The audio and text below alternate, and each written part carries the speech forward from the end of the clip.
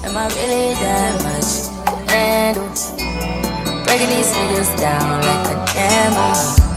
You don't really know you are. Hai everyone, kembali lagi bersama saya di sini yaitu Slayness. Di sini kita akan membahas jurnal yang menggunakan metode Fishbone. Di sini saya sudah memilih satu jurnal yang berjudul Faktor-faktor penyebab ketidaklengkapan penginputan kodifikasi pada kasus rawat jalan di RSUD Raja Ahmad Tabib dengan metode Fishbone. Di sini teman-teman, saya sudah memilih satu jurnal di mana kita akan membahas tentang metode Fishbone. Di penulis jurnal yang bernama Mulyani Masriani Situmorang Rahmawati dari institusi Universitas Awal Bros, tahun publikasi 2023. Metode Fishbone.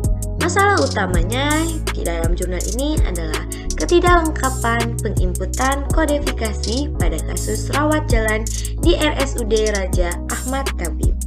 Diagram Fishbone atau penyebab masalah. Kepala ikan atau masalah utama sama dengan ketidaklengkapan penginputan kodifikasi. Tulang ikan atau faktor penyebab.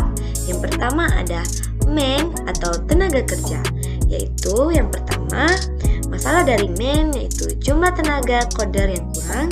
Yang kedua adalah kurangnya pengalaman petugas dalam menginput data ke aplikasi SIM-RS. Yang kedua ada metode atau metode. Masalah yang terdapat dari metode yaitu yang pertama SOP penginputan coding diagnosa untuk pasien umum belum spesifik. Yang ketiga ada mesin atau sistem. Masalah di sistem terdapat aplikasi SIM-RS belum terintegrasi dengan InnaCBGs. Yang keempat ada material atau bahan. Masalah yang terdapat di bahan yang pertama ada ketidaklengkapan berkas rekam medis pasien BPJS.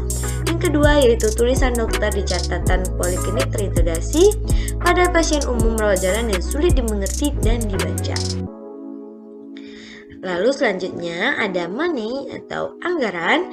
Yang terdapat di masalah money atau anggaran yaitu kurangnya anggaran untuk menambah tenaga coder dan memperbaiki sistem informasi manajemen rumah sakit. Yang kedua yaitu keterbatasan dana untuk memperbaiki sistem informasi yang masih menggunakan desktop. Nah, ini ada beberapa solusi dari penulis jurnal. Yang pertama yaitu solusi untuk man tadi atau tenaga kerja.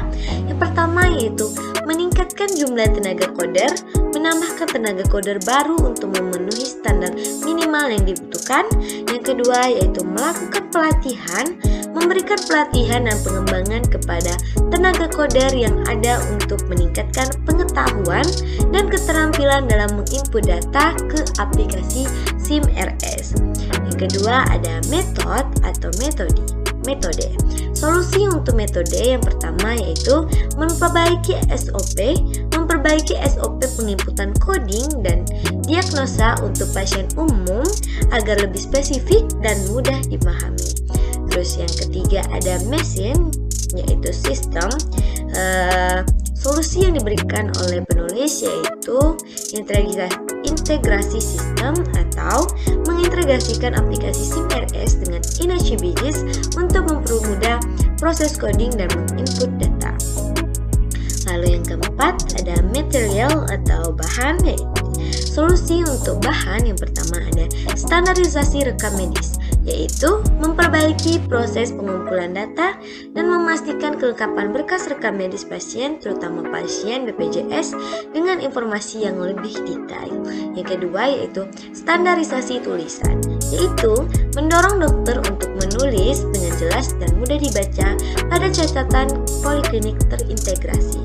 Terus yang terakhir ada money atau anggaran, yaitu yang pertama mencari sumber dana tambahan untuk menambah tenaga coder, memperbaiki sistem informasi manajemen rumah sakit dan meningkatkan kualitas berkas rekam medis. Yang kedua ada prioritaskan integrasi atau prioritaskan anggaran untuk mengintegrasikan sistem RS dengan Inacibijis dan memodernisasi sistem informasi untuk meningkatkan efisiensi. Jadi teman-teman, kesimpulannya yaitu dengan menggunakan metode Fishbone, penelitian ini mengidentifikasi berbagai faktor yang menyebabkan masalah ketidaklengkapan penginputan kodifikasi di RSUD Raja Ahmad Tamim. Analisis tersebut menunjukkan bahwa solusi yang komprehensif diperlukan, yang melibatkan perbaikan sumber daya manusia, sistem informasi, standarisasi rekam medis, dan peningkatan anggaran. Dengan menerapkan solusi-solusi ini, rumah sakit dapat meningkatkan efisiensi dan akurasi penginputan kodifikasi, yang pada akhirnya akan menghasilkan data kesehatan yang lebih akurat dan mendukung pengambilan keputusan yang lebih baik. Dengan catatan, yang pertama, penelitian ini hanya mengidentifikasi faktor-faktor penyebab dan solusi yang mungkin. Yang kedua, untuk mengimplementasikan solusi tersebut diperlukan analisis dan evaluasi lebih lanjut yang disesuaikan dengan kebutuhan spesifik rumah sakit. Jadi teman-teman, hanya itu yang ada di dalam yang bisa saya sampaikan tentang menganalisis jurnal yang menggunakan metode Fishbone. Semoga yang sudah saya sampaikan bisa bermanfaat bagi teman-teman untuk mempelajari metode Fishbone tersebut. Sekian, terima kasih, bye-bye.